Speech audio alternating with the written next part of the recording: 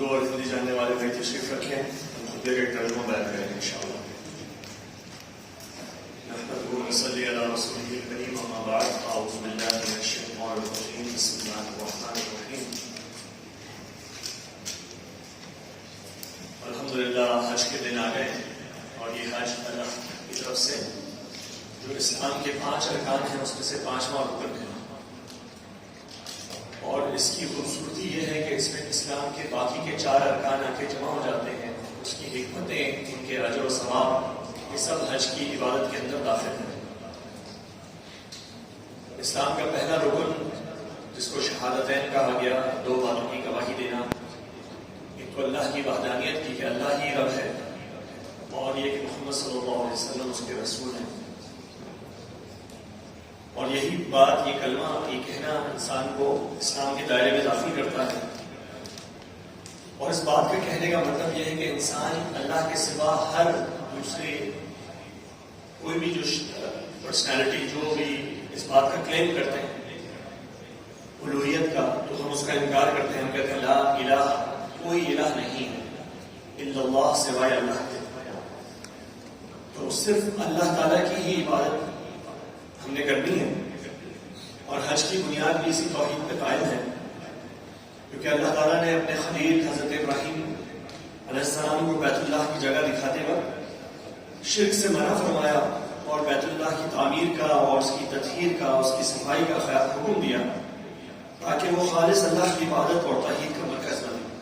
اللہ فرمایا وَإِذْ بَوَّأْنَا لِإِبْرَاهِيمَ مَكَانَ الْبَيْتِ أَلَّا تُشْرِكْ بِي شَيْئًا وَطَهِّرْ بَيْتِيَ لِلطَّوَّافِينَ وَالْعَاكِفِينَ وَالرُّكَّعِ السُّجُودِ۔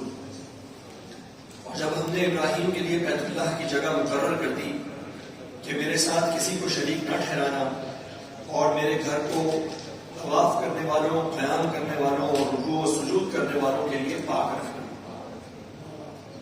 تو حج کی جو اصلیت ہے وہ شرک سے پرہیز ہے۔ اور جو تلبیہ ہم حج میں کہتے ہیں، لبیک اللہم لبیک، لبیک لا شریک لک لبیک، ان الحمد والنعمت لک والملک لا شریک لک، تو یہ بھی اللہ کی توحید کی گواہی دیتی ہے کہ ہم کہہ رہے ہوتے ہیں اے اللہ میں حاضر ہوں، میں حاضر ہوں، تیرا کوئی شریک نہیں ہے، میں حاضر ہوں، بے شک تمام تعریفیں، نعمتیں اور بادشاہی تیرے لیے ہیں، تیرا کوئی شریک نہیں۔ یہ وہی اسی کلمے کی وضاحت ہے، اسی کلمے کو ہم بار بار دہرا رہے ہیں۔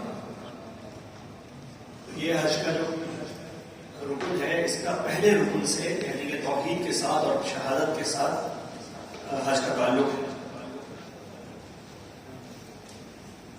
اسی طرح عرفہ کے دن جو دعا نبی کریم صلی اللہ علیہ وسلم نے سکھائی، وہ بھی توحید کے اوپر اور شہادت کے اوپر گواہی دیتی ہے کہ اللہ کے نبی صلی اللہ علیہ وسلم نے سکھایا کہ دعا کیا ہے، لا الہ الا اللہ وحدہ لا شریک لہ، لہ الملک ولہ الحمد وہو علی کل شیء قدیر، کہ اللہ کے سوا کوئی معبود نہیں، وہ اکیلا ہے، اس کا کوئی شریک نہیں، اسی کی بادشاہی ہے، اسی کے لیے تمام تعریف ہے، اور وہ ہر چیز پر قادر ہے۔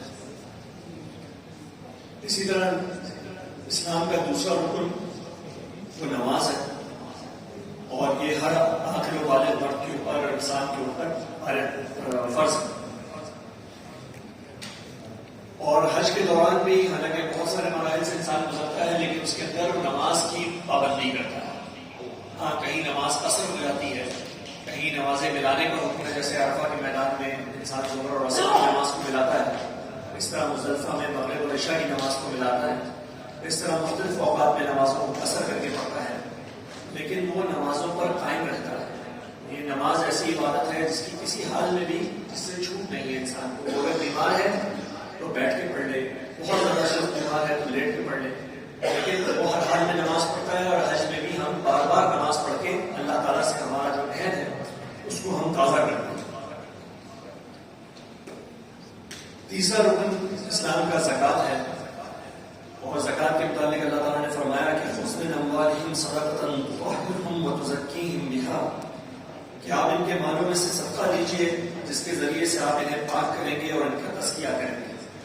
تو زکوٰۃ کی جو اصل ہے وہ ہے مال کا خرچ کرنا اپنی پاکیزگی کے لیے، اللہ اللہ کے راستے میں مال کا خرچ کرنا. اور حج میں یقیناً انسان کے مال کا ایک بہت بڑا حصہ خرچ ہوتا ہے.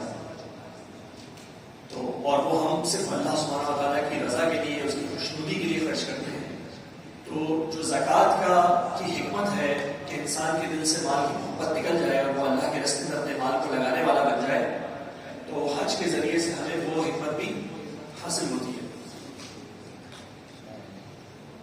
اسلام کا چوتھا رکن روزہ ہے. اور حالانکہ حاجی تو روزہ نہیں کرتے، لیکن ہم لوگ رکھتے ہیں یہاں پہ. خاص طور پہ اگر یکم ذی الحجہ سے، پہلی ذی الحجہ سے 9 ذی الحجہ تک ہم روزہ رکھیں تو اس کو بہت پسند فرمایا گیا. اور خاص طور پہ عرفہ کے دن کا روزہ، اس کے متعلق نبی کریم صلی اللہ علیہ وسلم نے فرمایا کہ مجھے امید ہے اللہ تعالیٰ سے کہ ایک روزہ پچھلے سال کے اور آنے والے سال کے گناہوں کا کفارہ بن جائے گا.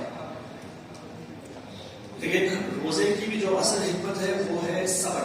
انسان کو صبر کرنا سیکھے اور انسان اپنے نفس سے لڑنا سیکھے. اور حج میں مختلف موقع پہ یہ موقع انسان کو ملتا رہتا ہے کہ وہ صبر کرنا سیکھے. اللہ تعالیٰ فرماتے ہیں وَمَنْ فَرَضَ فِيهِنَّ الْحَجَّ فَلَا رَفَثَ وَلَا فُسُوقَ وَلَا جِدَالَ فِي الْحَجِّ.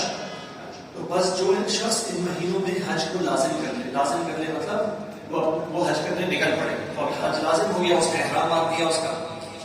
تو جو ہم حج کو لازم کر لے تو حج میں نہ کوئی شہوانی بات ہو، نہ گناہ اور نہ جھگڑا. اب اتنے لوگ جمع ہوتے ہیں، ملینز آف لوگ یہاں پہ جمع ہوتے ہیں، تو تب بھی کیا کرنا ہے؟ وہاں پہ لڑائی نہیں کرنی، جھگڑا نہیں کرنا.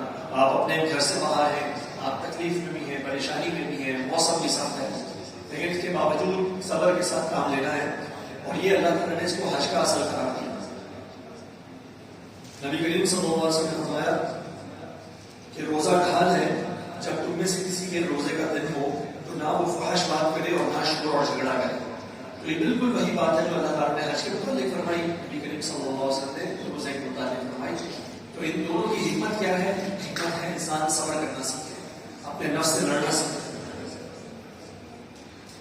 اور نبی کریم صلی اللہ علیہ وسلم نے فرمایا کہ جو شخص اللہ کے لیے حج کرے پھر اس میں نہ کوئی فحش بات کرے اور نہ گناہ، وہ اس دن کی طرح لوٹتا ہے جس دن اس کی ماں نے اسے جنا تھا. یعنی کہ اس طرح گناہوں سے پاک ہو جاتا ہے جیسے وہ جس دن پیدا ہوا. تو جن لوگوں کو اللہ نے اس دفعہ حج کے لیے توفیق دی اور ان کو بلایا، اللہ تعالیٰ ہم سب کے حج کو قبول فرمائے. اور ہم لوگوں کو بھی بار بار اپنے گھر کی سعادت، اس کی طرف جانے کی سعادت عطا فرمائے. لیکن اگر ہم یہاں پر بھی ہیں تو ہم حاجیوں کے ساتھ ہیں، بہت سارے اعمال میں ہم ان کے ساتھ ہیں. ہم اپنے بال اور ناخن نہیں کاٹ رہے اس وقت جس طرح وہ لوگ نہیں کاٹ سکتے. اسی طرح ہم جو ہے وہ صبر کے روزے کے ذریعے سے صبر کی پریکٹس کر رہے ہیں. اسی طرح ہم اپنی نمازوں کو پورا کر کے ان کو پورے وقت پہ کر کے ان 10 دنوں کے جو عظیم فائدہ ہے، جو عظیم اجر ہے، ہم اللہ تعالیٰ سے اس کے خواہش مند ہیں. اور اسی طرح سے ہم جس طرح وہ قربانی کریں گے وہاں پر، اس طرح ہم قربانیاں کر رہے ہیں اپنی اپنی جگہوں پہ.